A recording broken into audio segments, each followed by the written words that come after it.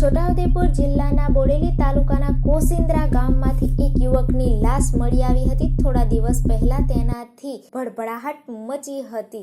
19 તારીખના રોજ બોડેલી તાલુકાના કોસિન્દ્રા ગામમાં વિમલભાઈ ભરતભાઈ પટેલના ખેતરમાં એક અજાણી યુવકની લાશ મળી આવી હતી. પોલીસે આ સમગ્ર મામલે તપાસ કરી આરોપીઓને આજે ઝડપ્યા છે.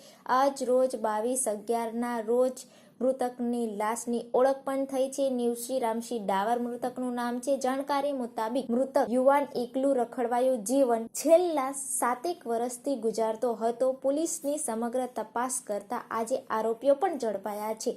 આરોપીઓમાં કિશનભાઈ સવદિયાભાઈ ભીલ અને રિકેશભાઈ રાવજીભાઈ ભીલ. આ આરોપીઓ મૂળ કવાંટના છે. વિમલભાઈની બીજી વાડીએ એ લોકો કામ કરે છે. પોલીસે એ લોકોની પ્રાથમિક ઊંડાણ પૂછપરછ કરતા કિશનભાઈ જાતે જ ગુનો કબૂલ કરે છે અને કહે છે ગુનો કબૂલ કરતા કે 18 તારીખના રાત્રિના 10 વાગે કિશનભાઈ રહેઠાણ સ્થળે જ હતા. મરણ પામેલો જે વ્યક્તિ છે એ લોકોના રહેઠાણ સ્થળે આવે છે.